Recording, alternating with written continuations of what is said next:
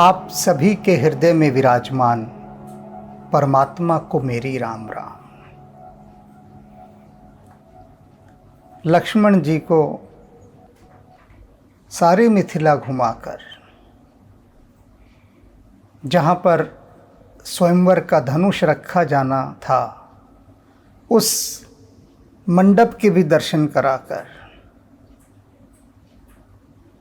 भगवान श्री राम विश्वामित्र की शरण में पहुंचते हैं।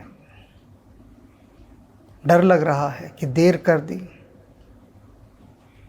कहा था कि अभी लक्ष्मण को मैं जरा नगर दिखाकर आता हूं, और यहाँ तो सांझ कर दी। तो पहुंच गए गुरु के पास, भय से, संकोच से, विनम्रता से भरे हुए जाकर बैठ गए गुरु के पास, चरण वंदन किया और कहा, गुरुदेव आज्ञा दीजिए, आगे क्या करना है। अब विश्वामित्र क्या कहते हैं राम से, निस प्रवेश मुनि आयुष दीना, सब ही संध्या बंधन कीना। विश्वामित्र ने देखा कि सांझ हो गई है, तो अब क्या आज्ञा दी जा सकती है। तो उन्होंने कहा राम से कि रात होने को है और अब यही आज्ञा है कि संध्या वंदन इत्यादि जो होता है वह सब किया जाए, संध्या उपासना करो। कहत कथा इतिहास पुरानी, रुचिर रजनी जुग जाम सिरानी। संध्या इत्यादि हो गई, उसके बाद सब लोग बैठे और पुराणों की कथाएं चल पड़ी, ज्ञान चर्चा चल पड़ी, और इसी में बहुत रात बीत गई, देर रात तक चर्चा। गुरु के साथ यात्रा करने का सबसे बड़ा जो सुख है, जो लाभ है, वह यह है कि गुरु यात्रा में आपको कथाएं सुनाते चलते हैं, विभिन्न प्रसंगों के माध्यम से आपके मन का विकास करते हैं, आपके मन को उस परम पिता की ओर लगाने का पूरा प्रयास करते हैं कथाओं के माध्यम से। क्योंकि कथाओं में मन रमने लगता है। कोरा उपदेश देंगे, मन नहीं रमेगा, हट जाएगा वहाँ से, क्योंकि मन बालक के समान है, उसे कथाओं में रस है, और कथाओं के रस के माध्यम से वह बात को पी लेता है। जैसे कि कोई रोगी दवाई पी ले, सीधी सीधी कड़वी दवाई रोगी को दो तो रोगी बड़े हाथ पांव मारता है, पीना नहीं चाहता। बच्चों के साथ विशेष रूप से होता है कि कड़वी औषधि नहीं लेना चाहते, तो चिकित्सकों ने मार्ग निकाला कि बच्चों के लिए जो औषधि बनाई जाए वह मीठी हो, स्वादिष्ट हो, क्योंकि उससे फिर बच्चा गले से नीचे उतार लेगा, नहीं तो थूक देगा, उल्टी कर देगा बच्चा, और कोई जानबूझकर नहीं करेगा। वह बच्चे का जो सिस्टम है वो उसे अडॉप्ट नहीं करेगा। जो उसकी बाल संरचना है वह उसे कड़वेपन को स्वीकार नहीं करती, मीठा चाहिए उसे। तो कथा में होती है मिठास। इंसान चाहे कितना कितना बड़ा क्यों ना हो जाए, बड़ा कैसे होगा, कैसे हम गणना करेंगे कोई बड़ा हो गया। इंसान के पास दो ही तरीके हैं गणना करने के, बुद्धि के पास। एक तो उसकी उम्र बढ़ जाए तो कहते हैं ये बड़ा आदमी हो गया है, बड़ा आदमी है, बड़ा शरीर है। या फिर बहुत पैसा आ जाए, पद आ जाए, तो कहते हैं बड़ा आदमी है। बस यही दो मापदंड हैं। लेकिन कोई कैसा भी बड़ा हो जाए फिर भी मन बच्चे वाला ही रहता है। तो गुरु कथाओं के माध्यम से ज्ञानवर्धन करते हैं और कोई नहीं करेगा, कोई राह नहीं दिखा सकता। समय किसके पास है? राम न आते विश्वामित्र के साथ, अयोध्या में ही रहते, तो क्या अयोध्या में विश्वामित्र उनको ये कथाएं सुना सकते थे जो अब सुना रहे हैं? संभव ही नहीं था। अब परिवेश भिन्न है, उन्मुक्त परिवेश है, कोई बंधन नहीं, कोई रोक टोक नहीं। गुरु है और शिष्य है। इससे कहते हैं उपनिषद। उपनिषद का होता है गुरु के निकट बैठ जाना। जहाँ केवल गुरु होता है और शिष्य होता है वहाँ घटना घटती है, और यही घटना घट रही है। रात के समय बैठे हैं, कथाएं चल रही है, आधी रात बीत चुकी है। मुनिबर शयन कीन ही तब जाए। अब विश्वामित्र को नींद आ रही है, सोने जाना है, क्योंकि सुबह उठना भी तो है। बातों में ही लगे रहे तो सुबह हो जाएगी। तब सोने जाने के लिए वे उठ गए। लगे चरण चापन दो भाई। राम और लक्ष्मण विश्वामित्र के पैर दबा रहे हैं सोने से पहले, चरण सेवा। जिनके चरण सरोरुह लागी, करण विविध जब जोग विरागी। कहते हैं वे श्री राम, वे लक्ष्मण जी, जिनके चरण कमलों का दर्शन करने के लिए, स्पर्श करने के लिए न जाने मुनि ऋषि कितने कितने युगों तक तपस्या करते हैं। किस लिए? कि प्रभु श्री राम के चरण कमल के दर्शन हो जाए। कोई बड़भागी हो तो उनका स्पर्श भी कर ले। इसके लिए लोग जन्मों जन्मों साधना करते हैं, तपस्या करते हैं। वे प्रभु श्री राम विश्वामित्र के चरण दबा रहे हैं। क्या लीला है प्रभु की। तेई दो बंधु प्रेम जन जीते, गुरुपद कमल पलोटन प्रीते। प्रेम, भक्ति और श्रद्धा में बंधे हुए वे दोनों भाई गुरु के चरणों को दबा रहे हैं। ऐसे वशीभूत हो गए हैं भक्ति में और प्रेम में कि अपना जो स्वामित्व है, जो स्वामीपन है, वो तो कब का बिसरा चुके हैं। कौन स्वामी, कैसा स्वामी, किसका स्वामी? वे तो गुरु के चरण कमल की रज लेने के लिए उत्कंठित हैं, लालायित हैं, उनकी चरण सेवा कर रहे हैं। बार बार मुनि आज्ञा दीन्ही, रघुबर जाई शयन तब कीन्ही। विश्वामित्र ने अनेक बार कहा कि राम बस बहुत हो गया, अब और चरण सेवा मत करो, जाओ सो जाओ। बहुत बार कहा विश्वामित्र ने। तब जाकर राम उठे, तब जाकर। कहीं कहीं ऐसे स्थान भी होते हैं कि गुरु बोलता रहता है और शिष्य सुनता रहता है कि हाँ बोलते रहो, हमें सुननी ही नहीं आपकी बात, कहते रहिए आप। कई स्थानों पर शिष्य गुरु के आदेश की अवज्ञा करता है, जैसे यहाँ कर रहे हैं राम। पहली बार में नहीं, विश्वामित्र ने जब पहली बार कहा होगा कि राम बस बहुत हो गया,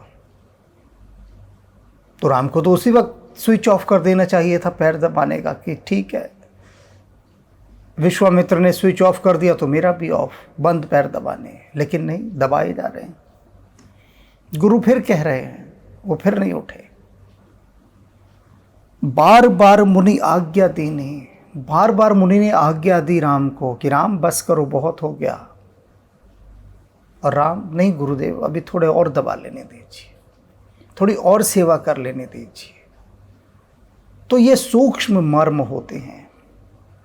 कोई पत्थर की लकीर नहीं हो जाता कि गुरु ने आज्ञा दे दी तो माननी ही माननी है। अनेक अवसरों पर शिष्य अपने अधिकारों का भी उपयोग कर देता है, प्रेम का अधिकार। वही यहां पर राम जी कर रहे हैं। रघुबर जाई सैन तब किए ने। बहुत बार कहने के बाद फिर भगवान राम उठे और सोने के लिए चल दिए। अनेक बार कहने के बाद जब बहुत ही कठोर हो गए होंगे गुरुदेव, तब उन्होंने कहा होगा कि राम बस बहुत हो गया, अब उठो और जाओ, सो जाओ। तब उठे होंगे राम, तब गए। चापत चरण लखन उर लाए। अब राम जी सोने गए हैं, लेट गए हैं। लक्ष्मण ने उनके चरण उठाए और हृदय से लगाए। सबक सप्रेम परम सब छुपाए। पुनि पुनि प्रभु कहे सो ताता। पोड़े धरी और पद जल जाता।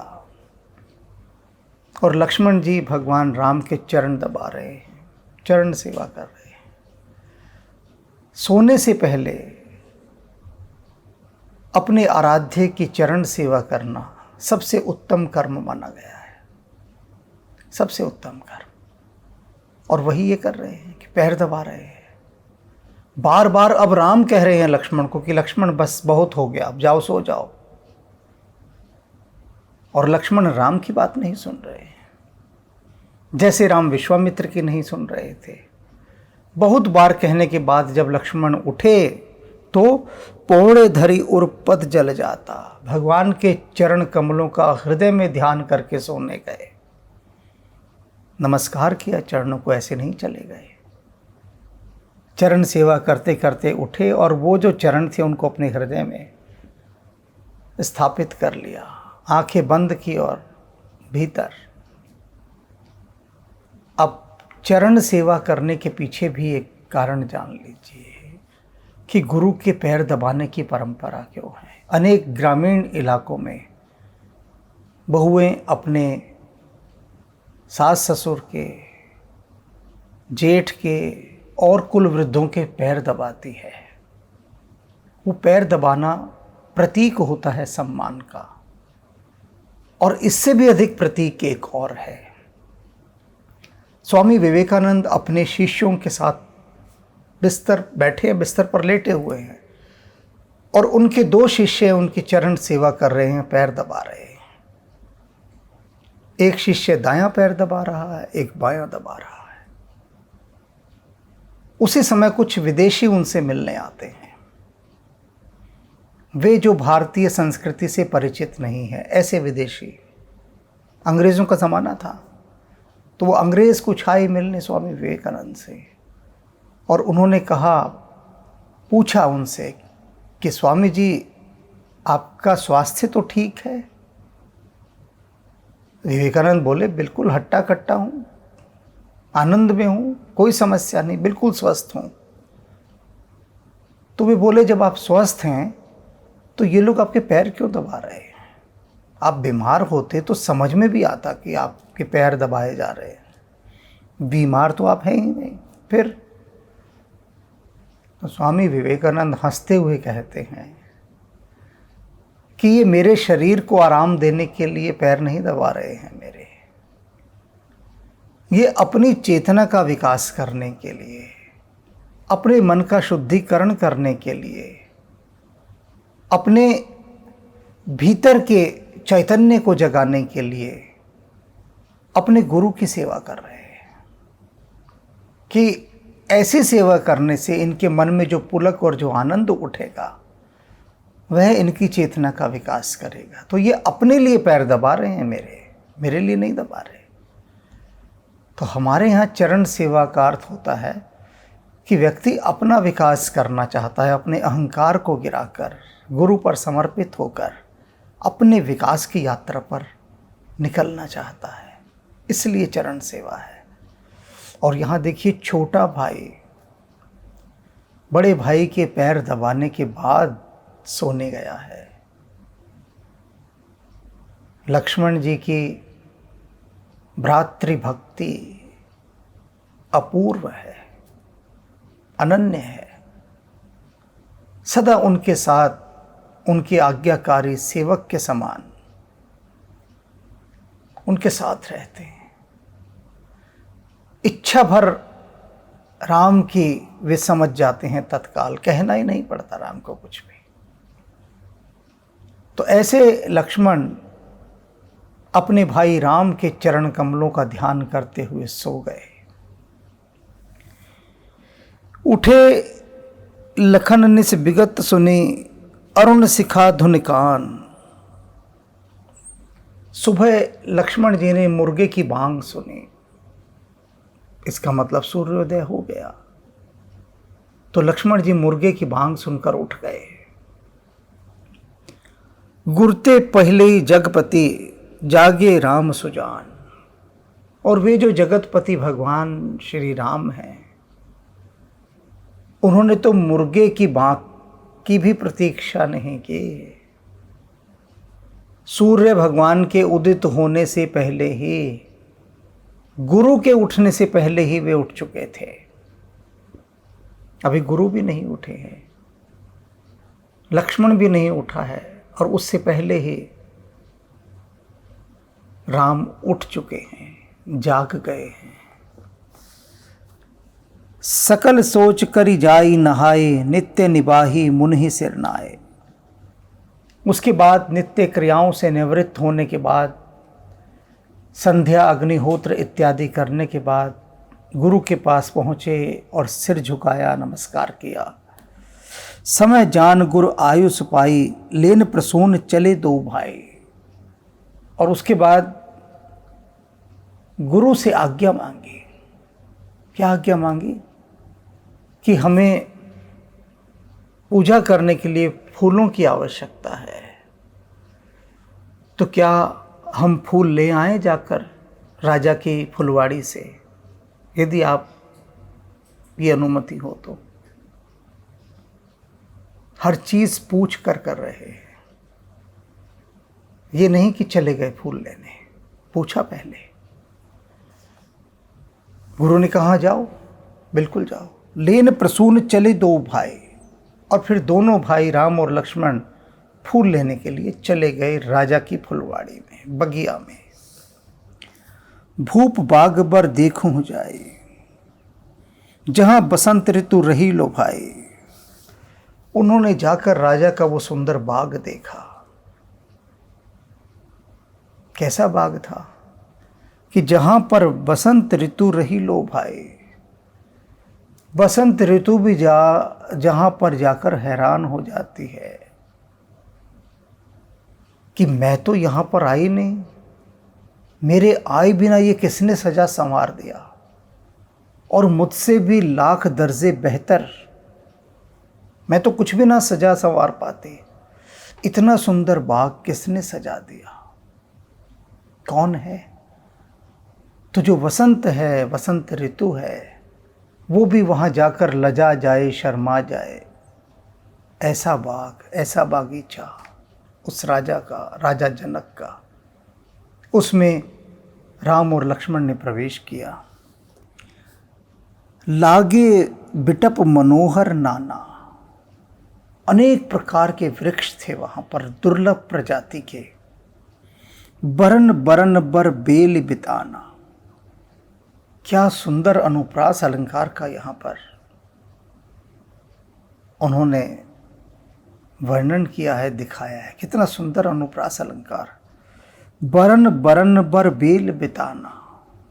अलग अलग रंगों की बहुत सारी बेलों के मंडप बने हुए थे, कुंज बने हुए थे। और बेलें भी कैसी थी? विभिन्न रंगों की। नव पल्लव फल सुमन सुहाए। और वृक्ष कैसे थे? नए नए पत्तों से और फल से लदे हुए। निज संपत्ति सुर रूख लजाए। और इतने समृद्ध थे वे वृक्ष फलों से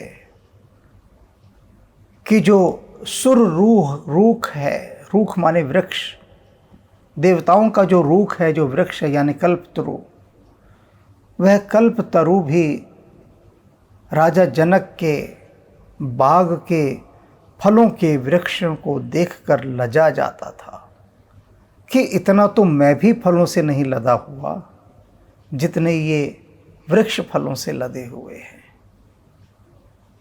क्या महिमा होगी उस बाग की। चातक कोकिल कीर चकोरा, पपीहा, कोयल, तोते और चकोर, ये पक्षी वहां पर पुकार रहे थे, गा रहे थे। कूजत बिहग, पक्षी वहां पर खूब कूज रहे थे, कलरव कर रहे थे। नटत कल मोरा, और मोर वहां पर नाच रहे थे। बगिया का ऐसा दृश्य था। ये जिन भी पक्षियों के नाम लिए हैं, इन पक्षियों का जो स्वर होता है हृदय को मदहोश कर देता है। पपीहा, तोता, कोयल और चकोर, सारे ही मादक स्वरों वाले पक्षी, और मोरों का नाच। मध्य बाग सरु सोहो सुहाना, बाग के बीचों बीच एक बहुत सुंदर तालाब, सरोवर। मन सोपान विचित्र बनावा, और उसकी जो सीढ़ियां थी वो बहुत ही अद्भुत ढंग से हीरों से बनाई गई थी, मणियों से। जो नगर के बाहर के सरोवर थे उनकी सीढ़ियों पर भी मणियां लगी थी, लेकिन यहां जो लगी हैं वो तो बहुत ही विचित्र प्रकार से सीढ़ियां बनाई हैं मणियों को लगाकर। कुछ भिन्न कौशल है इनका, वहां से हटकर है।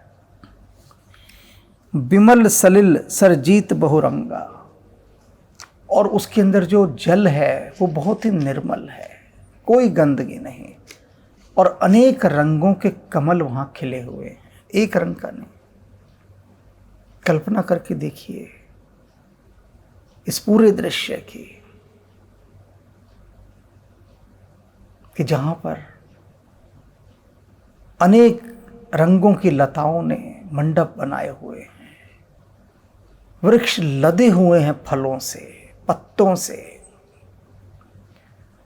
और पपीहा, चकोर, कोयल, तोते ये सब गीत गा रहे हैं, और इनके गायन को सुनकर मोर नाच रहे हैं। और उस बाग के मध्य एक सरोवर जिसमें बहुत सारे कमल खिले हुए हैं। क्या दृश्य होगा, कल्पना ही की जा सकती है। जलखग कूजत, और उस सरोवर में क्या था कि जो जलीय पक्षी होते हैं, जल के पक्षी, सारस, हंस, बतख, ये पक्षी वहां पर कूज रहे थे, कलरव कर रहे थे। गुंजत भृंगा, और भंवरे वहां पर गूंज रहे थे, गुंजार कर रहे थे। फूलों से भरी हुई थी वह फुलवाड़ी, तो भला भंवरे ना होंगे क्या। मधुरस पी पी कर, मकरंद पी पी कर झूम रहे थे और गुंजार कर रहे थे।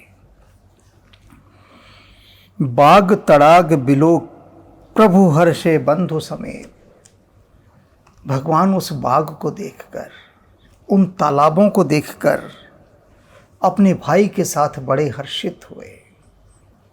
कभी उन बागों को देखते, तालाबों को देखते, प्रसन्न होकर फिर लक्ष्मण की ओर देखते।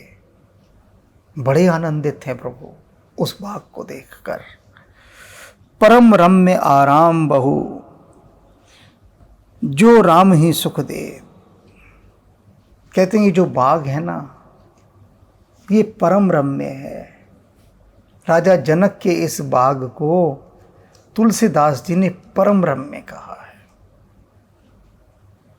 कि ये अल्टीमेट बाग है। इससे बढ़िया बाग कोई हो ही नहीं सकता। बगीचा, फुलवाड़ी, ये जो उपवन है राजा जनक का, इससे सुंदर कोई और हो ही नहीं सकता। ये अंतिम है। क्यों अंतिम है? क्या विशेषता है इसके अंतिम होने की? यह जो राम ही सुख दे, जो राम को सुख दे रहा है, जिस बगीचे ने उस मायापति को लुभा लिया जिसे कोई लुभा नहीं सकता, क्या साधारण बाग रहा होगा? वह दिव्य रहा होगा, दिव्य से भी दिव्य, जिसने परमात्मा तक को लुभा लिया। कितनी महिमा है! इसलिए कहा परम रम्य है वह बाग। चहुदिस चितई पूछ मालिगन, लगे लेन दल फूल मुदित मन। उसके बाद भगवान राम ने चारों तरफ देखा बाग में कि भाई कोई तो होना चाहिए। माली दिखाई दिए बाग में। तो मालियों से उन्होंने पहले अनुमति ली कि हमें फूल चाहिए पूजा के लिए, हम ले लें। मालियों ने सहर्ष अनुमति दे दी कि हाँ आप ले लीजिए। मेरे ध्यान मंदिर के बाहर, मेडिटेशन प्लेस के बाहर बहुत सारे फूलों के पौधे मैंने लगाए। छोटे छोटे पौधे लाया, बड़े हुए, बहुत सारे फूल भी लगे। मैं आश्चर्यचकित कि रात को जो कलियां मैं देखता हूं सुबह गायब होती हैं। कहाँ गई कलियां समझ ना आए। सुबह तो उनको फूल बनकर खिल जाना चाहिए, सूर्य की किरणों का स्पर्श पाकर, वायु के द्वारा सहलाई जाने पर उन्हें खिल जाना चाहिए। खिलना तो दूर, सब गायब। तब सुबह उठकर एक दिन मैंने इसका कारण जानना चाहा, तो देखा सुबह सुबह एक सज्जन हाथ में टोकरियां लिए चले आ रहे हैं, छोटी टोकरी, और फूल तोड़ रहे हैं, उसमें डाल रहे हैं। मैंने कहा ठहरो, सुबह सुबह चोरी करने निकल गए। वो अकड़ गए मेरे से, बोले चोर कैसे कहा मुझे? मैंने कहा ऐसे कहा, तुम हमारे ध्यान मंदिर के फूल चुरा कर ले जा रहे हो यहाँ से, चोर नहीं हो क्या? तो उन्होंने कहा ये भगवान का काम है, और आप जैसा व्यक्ति भगवान के काम में ऐसे रोड़े अटकाएगा? मैंने कहा हाँ, मेरे जैसा आदमी ही रोड़े अटका सकता है ऐसे, क्योंकि ये भगवान का काम नहीं कर रहे, सरेआम चोरी कर रहे हो तुम। भगवान को फूल चढ़ाने जाओ, नर्सरी में फूलों के छोटे छोटे पौधे लाओ खरीद कर, उन्हें पालो पोसो, बड़ा करो अपने पसीने से। तुम्हारा पसीना जब लहू बन के फूल के रूप में वहां से निकलेगा, तब तोड़कर चढ़ाना परमात्मा को। मैंने कहा अगर इन फूलों को तोड़कर मैं चढ़ाऊंगा ना परमात्मा को, तो मेरी कुर्बानी कबूल होगी, क्योंकि मैंने अपने खून से इनको सींचा है, अपने पसीने से सींचा है। तुमने क्या किया? तुम क्यों नहीं उगाते अपने घर में फूल? तब तोड़कर चढ़ाओ, तब बात बने। ऐसे नहीं बनेगी। ये तो चोरी है, सीधे सीधे, बिल्कुल चोरी। ऐसे अनेक भक्त हैं जो सुबह सुबह चोरी करने निकल जाते हैं फूलों की। उनसे मैं कहता हूं, सच में परमात्मा को फूल चढ़ाने चाहते हो तो खुद फूल उगाओ अपने घर में, तोड़ नहीं पाओगे। जिस फूल को आपने खुद अपने हाथ से सींचा हो, जिसके पौधे पर आपने अपने पसीने की एक एक बूंद गिराई हो, पानी से ना सींचा हो, पसीने से, उस पौधे में जब फूल लगेंगे तो आप उसे तोड़कर परमात्मा तक भी ना चढ़ा पाओगे। 10 बार सोचोगे, 1000 बार सोचोगे। और अगर यदि तब चढ़ा पाए तो उसे चढ़ाना कहते हैं। और ओशो तो कहते ही थे ना कि तुम किसके आगे फूल चढ़ा रहे हो। फूल तोड़कर जब तुम परमात्मा के चरणों पर चढ़ाते हो तो तुमने फूल की लाश चढ़ाई है, तुम लाशों को चढ़ाते हो परमात्मा पर, फूल थोड़ी ना। एक जिंदा फूल जो अपनी डाली से लगा था, तोड़ते ही फूल लाश बन गया। जीवन से तुमने उसका संपर्क तोड़ डाला, तो अब तुमने क्या चढ़ाया परमात्मा पे? एक लाश। चढ़ाना ही है तो पूरा गमला चढ़ा दो ना, फूलों से लदा हुआ गमला ले जाओ, धर दो परमात्मा के चरणों में कि लो प्रभु। हनुमान जी भी पूरा पहाड़ उठा लाए थे ना, क्या एक आध जड़ी बूटी लाने, पहाड़ी ले गए, तो क्या एक आध फूल चढ़ाते हो? बगिया बना दो भगवान के आगे कि लो प्रभु, झंझट ही खत्म फूल तोड़ के चढ़ाने का। अपने आप उगेंगे यहां, खुद ही आपके चरणों में गिर के चढ़ जाएंगे।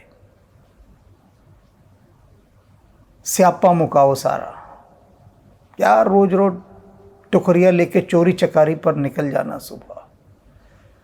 यहां देखिए भगवान राम का व्यवहार देख रहे हैं आप। गए हैं बगिया में, सब जानते हैं कि विश्वामित्र के साथ आए हैं, तोड़ते फूल। माली कहता कौन हो, क्या कर रहे हो? कहते जानता नहीं, विश्वामित्र के आदमी हैं हम। हिम्मत कैसी हुई तू बोल रहा है? लेकिन नहीं, बिल्कुल नहीं। इतनी विनम्रता की पहले खोज रहे हैं कोई दिखे, किसी से अनुमति ले लें। पंडित भीमसेन जोशी ने एक भजन गाया है, सुनिएगा। कई बार मन करता है इतने प्यारे भजन जो गाए हैं कई सिद्ध पुरुषों ने, पंडित जसराज, भीमसेन जोशी, लता मंगेशकर, मोहम्मद रफ़ी, पंडित राजन साजन मिश्र, कुमार गंधर्व इत्यादि। मन करता है एक आध पंक्ति सुनवा दूं यहाँ, लेकिन फिर स्वयं को सिकोड़ लेना होता है, संकोच से और भय से रह जाना पड़ता है, कॉपीराइट इशू आ जाएगा। तो मैं शब्दों से बताता हूँ। पंडित भीमसेन जोशी का भजन, राम का गुणगान करिए, राम प्रभु की भद्रता का, शुद्धता का ध्यान धरिए, राम का गुणगान करिए। अवश्य सुनिएगा। तो राम प्रभु की भद्रता का ध्यान धरिए। कितनी भद्रता है कि अनुमति ले रहे हैं जो स्वयं सारे जगत के पालनहार हैं, स्वामी हैं, सारे फूल ही उनके हैं, कांटे भी उनके हैं। वे मालियों से अनुमति ले रहे हैं कि भैया फूल ले लें। मालियों ने अनुमति दे दी, ले लो, तब फूल तोड़े। लगे लेने दल फूल मुदित मन, और उसके बाद प्रसन्न मन से वे फूलों को और पत्तों को तोड़ने लगे। ऐसे नहीं, अनुमति लेकर। और फिर मन प्रसन्न। बिना अनुमति के लेते तो मन में एक चोरी का भय रहता कि हम तो चोरी कर रहे। जहाँ गए हैं, जिसके यहाँ ठहरे हैं, पूछिएगा नहीं क्या उनसे? तो ये बातें यूं ही आगे बढ़ जाने वाली नहीं है सुनकर। और जब हम यूं ही आगे बढ़ जाते हैं इन्हें सुनकर, तब महापुरुषों के जीवन से कुछ नहीं सीख पाते। उनसे कुछ सीखने के लिए उनके साथ थोड़ी बैठक करनी पड़ती है, ठहरना पड़ता है, ठिठकना पड़ता है, तब कुछ भीतर जाता है, कुछ जाता है, कुछ बहुत थोड़ा सा। वो थोड़ा ही बहुत है, अगर थोड़ा भी चला जाए तो। तही अवसर सीता तहां आई। हा, क्या बात है। प्रभु पुष्प चुन रहे हैं और उसी बगिया में उस समय सीता जी पधार रही है। धन्य है, धन्य है। क्या दृश्य है, क्या लीला है विधाता की, क्या संयोजन, क्या आयोजन किए विधाता ने कि उस समय सीता जी भी वहां पहुंच गई। गिरिजा पूजन जननी पठाई, सीता की माता जी ने उससे समझा कर भेजा था कि जाओ और पार्वती का पूजन करो, जाकर भवानी का पूजन करो। भवानी का बहुत सुंदर मंदिर उस बगिया में था। सीता जी वहाँ रोज पूजा करने जाती थी और यह अवसर तो विशेष था क्योंकि धनुष यज्ञ का आयोजन हो चुका था। तो माँ ने कहा कि जाओ सीते, भवानी का पूजन करने जाओ। सीता जी आई वहाँ पर उसी बगिया में। संग सखी सब सुभग सयाने, और उनके साथ अपूर्व सौंदर्य संपन्न सखियां थी और सभी बहुत सयानी थी, विदुषी थी, होंगी ही। सीता जी की सेवा में जो सखियां होंगी असाधारण ही होंगी, हर प्रकार से गुणवान होंगी। और वैसे ही सखियां इनके साथ थी। गाव ही गीत मनोहर बानी, वे सारी सखियां माँ भवानी के पूजन करने के लिए जाते समय बहुत मधुर गीत गा रही थी। आई हैं सब सीता जी के साथ पूजन करने, तो गीत गाती हुई आ रही हैं, बहुत मधुर गीत। सर समीप गिरजा गिरहि सोहा, बरनी न जाई देख मनमोहा। उस सरोवर के पास ही भवानी का मंदिर था। और कैसा मंदिर था? बरन न जाई देख मनमोहा, उसका वर्णन नहीं किया जा सकता। वो मन को ऐसा मोह रहा था। बाकी चीजों का तो वर्णन कर दिया तुलसीदास जी ने, लेकिन भवानी के मंदिर का वर्णन, उसकी सुंदरता का वर्णन, कहते बस वो तो मन को ही मोह लेता है, वर्णन नहीं हो सकता उसका। मन जब मोहित हो गया तो हो गया, अब वर्णन नहीं हो सकता। ऐसा सुंदर मंदिर। मज्जन कर सर सखी ही समेता, गई मुदित मन गौरी निकेता। सीता जी ने सखियों के साथ उस सरोवर में स्नान किया और उसके बाद अपनी सखियों के साथ वे गौरी निकेता, गौरी के मंदिर में गई पूजन करने के लिए। पार्वती के मंदिर में सीता जी चली गई सखियों के साथ स्नान करने के बाद। पूजा कीनी अधिक अनुरागा, और बहुत अधिक प्रेम के साथ उन्होंने भवानी का पूजन किया, बहुत अधिक प्रेम के साथ। निज अनुरूप सुभग बरु मांगा, और क्या मांगा पूजन करते समय कि हे भवानी, जिसे आप मेरे अनुरूप सुयोग्य वर समझती हैं वे मुझे प्रदान कीजिए, मेरे अनुरूप हो। यह वर उन्होंने पूजन के बाद पार्वती से मांगा। एक सखी सिय संग बिहाई, गई रही देखन फुलवाई। अब सारी सखियां पूजन में साथ हैं, लेकिन एक सखी जिसका मन पूजन से अधिक फुलवाड़ी देखने का कर रहा था, उसने सोचा कि चलो सीता अन्य सखियों के साथ पूजन कर रही हैं, तब तक मैं जरा बगिया ही देख लूं, फूलों को देख लूं, इनके ही दर्शन कर लूं। भवानी के तो करती ही हूं मैं रोज, आज मन इन फूलों के दर्शन करने का कर रहा है। तो वह मंदिर में नहीं गई और वो फुलवाड़ी देखने के लिए निकल गई। तेहि दो बंधु बिलो के जाए, और जब वो गई आगे तो उसने दोनों भाइयों को देखा, राम और लक्ष्मण को।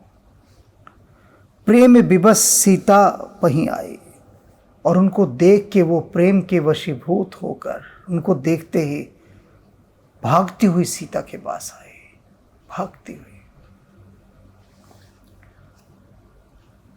तासु दशा देखी सखिन पुलक गात जल नयन।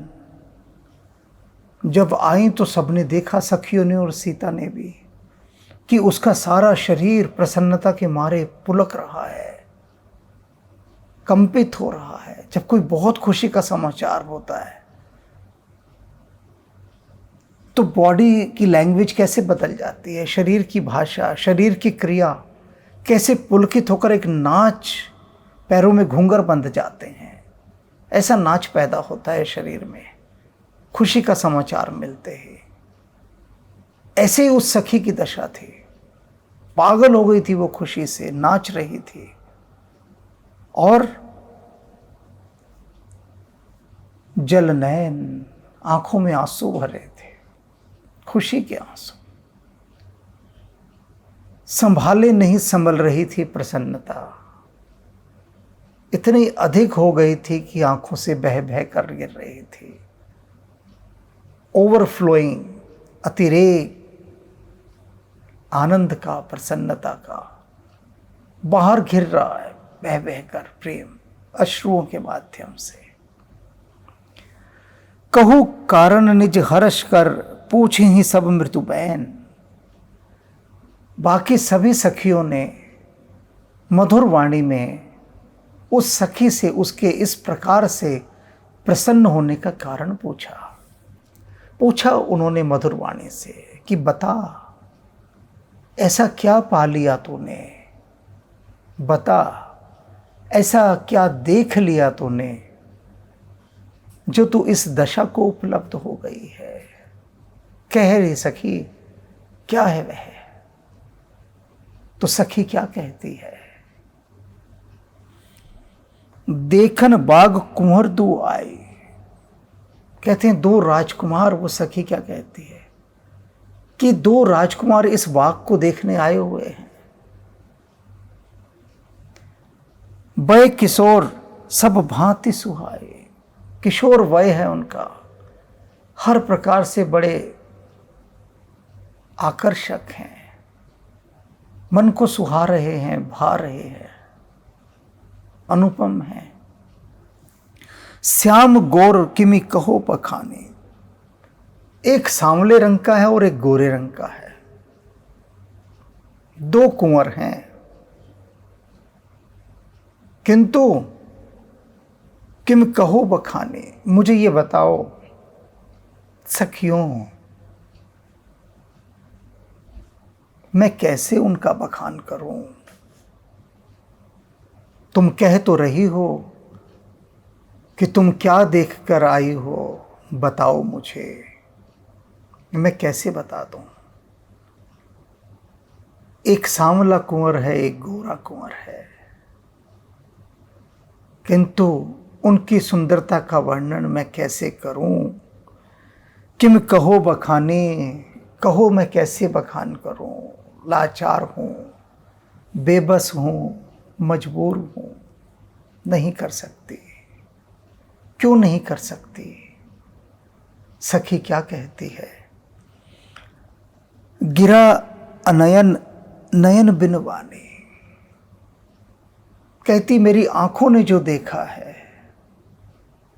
वो कह नहीं सकती, क्योंकि मेरी आंखों के पास वाणी नहीं है, आंखें बोल नहीं सकती, तो मेरी आंखें कैसे बताएंगी। और मेरी जीभ, ये जो जीभ है मेरी, इसके पास आंखें नहीं हैं, तो ये इसने क्या देखा ये कैसे बताएगी। मैं बेबस हूं, लाचार हूं, आंखों के पास वाणी नहीं है और वाणी के पास आंखें नहीं है, दोनों अपाहिज हो गए हैं, असमर्थ हो गए हैं, लाचार बेबस विवश हो गए हैं। राम की महिमा, राम का सौंदर्य, ए सखी, मैं तुझे कैसे कह दूं कि मैं कहो बखाने, कैसे बखान कर दूं।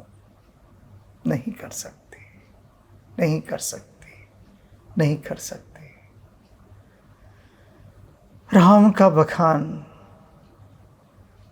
निश्चित रूप से नहीं होता, हो नहीं सकता, लेकिन रसपान हो सकता है। कोई आवश्यकता नहीं बखान करने की, रसपान करना है, सिर्फ पीना है राम रस को। शब्द कहता है, राम रस पिया रे, जेह रस बिसर गए रस और जी। जो राम का रस पी लेगा उसके लिए संसार के सब रस बिसर जाएंगे। जैसी दशा इस सखी की हो गई है, किम कहो बखाने, कैसे बखान करूं, कैसे बखान करूं। निशि प्रवेश मुनि आयुष दीना, सब ही संध्या बंदन कीना। कहत कथा इतिहास पुरानी, रुचिर जननी जुग जाम सिरानी। मुनिवर शयन कीन तब जाई, लगे चरण चापन दो भाई।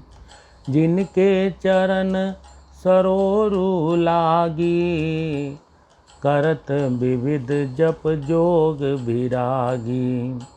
तेई दो बंधु प्रेम जनु जीते, गुरपद कमल पलोटत प्रीते।